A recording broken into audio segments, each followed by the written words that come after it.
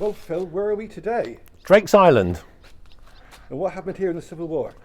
Well, prior to the Civil War, there was a chapel on this island, and that was all that was here. Then in 1548, it was knocked down, and they built fortifications on this island in the Elizabethan period.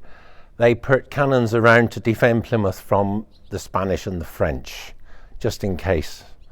This was the keystone to our seaward defences prior to the Civil War and up to the Civil War.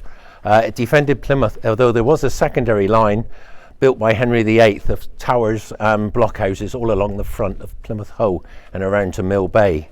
So in the Civil War in 1642, this came under Sir Alexander Carew, a Cornish royalist who left his home in Anthony House, came to Plymouth, one of the Cornish refugees, one of the few to fight for Parliament. He was made governor of the island in 1643, January the 20th. He was appointed by Colonel William Ruthven to command the island.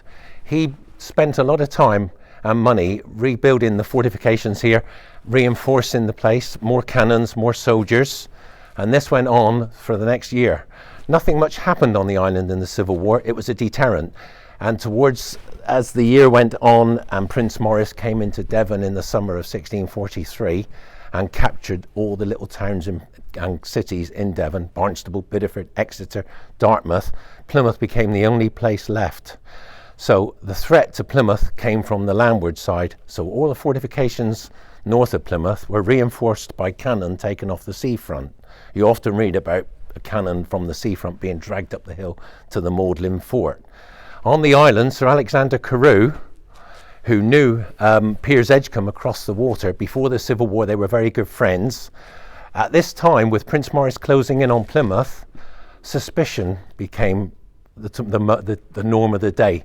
People in Plymouth were getting paranoid that their next door neighbours were royalists, secret royalists. There were a large number of royalists in Plymouth, and the word came out that Sir Alexander Carew was communicating with his friend Piers Edgecombe to hand the island over to the royalists. So the mayor of Plymouth, Philip Francis, started to get worried, and in July 1643 he communicated his suspicions to London. Westminster sent for Sir Alexander Carew to come to London and explain himself. Sir Alexander, for some reason, refused to leave the island. He felt safe here. So the mayor, Philip Francis, sent over orders to come ashore to get his pay.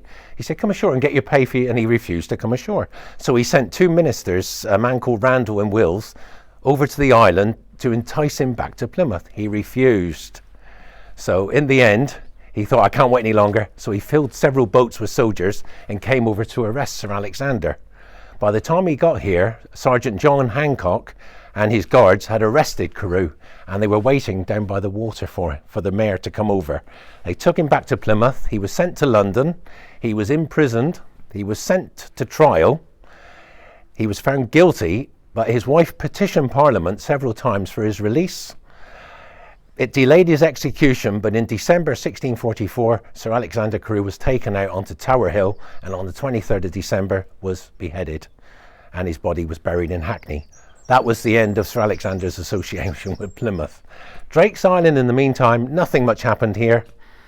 But after the war, the Restoration, it was used as a prison. When Charles II came back, a lot of those people that fought against his father were found out and sent to this island as a prison. It wasn't the best place to be. People were sick. Disease was rampant on the island because it was people in close quarters. There were rats on the island. The food was bad. The accommodation wasn't good. Some of those who stayed here or were kept here as prisoner were General John Lambert, one of Cromwell's most ablest commanders. He was sent here until he died. He stayed on this island until he died in the 1880s.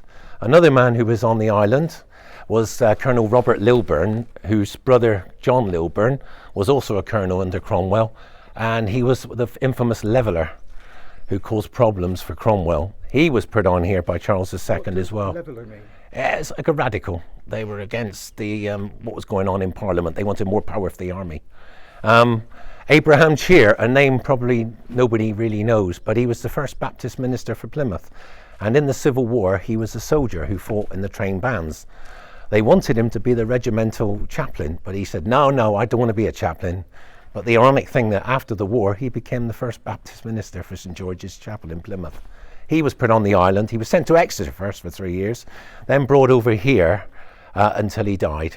Another man who was brought over here was George Hughes, Vicar of St Andrews, Puritan minister of St Andrew's Church. Him and his son Obadiah were put on this island for a number of years, and in 1665 he was released, but his health was broken by then by the imprisonment, the long-term imprisonment here, and he died in Kingsbridge in 1667, but his son survived.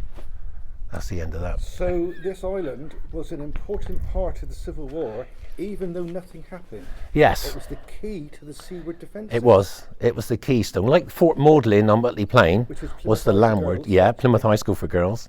We'll be looking at Was that the later this yes, week, that's won't right. we? Yeah. That was the landward keystone to the defences. This was the seaward defence.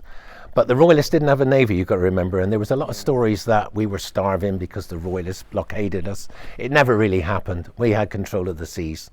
We had 2 harbours behind us, Mill Bay and Sutton Harbour, so Plymouth was in a good defensive position This from place both kept- sides. This island kept its eye on all of them, didn't it? It kept its eye on the out to sea. You could see over to Fort Stamford, you can see over to Mount and the good thing there was you could raid Mount from here and from Mount Wise and come back before the Royalists who were based mainly in Saltash had time to get back over to save them.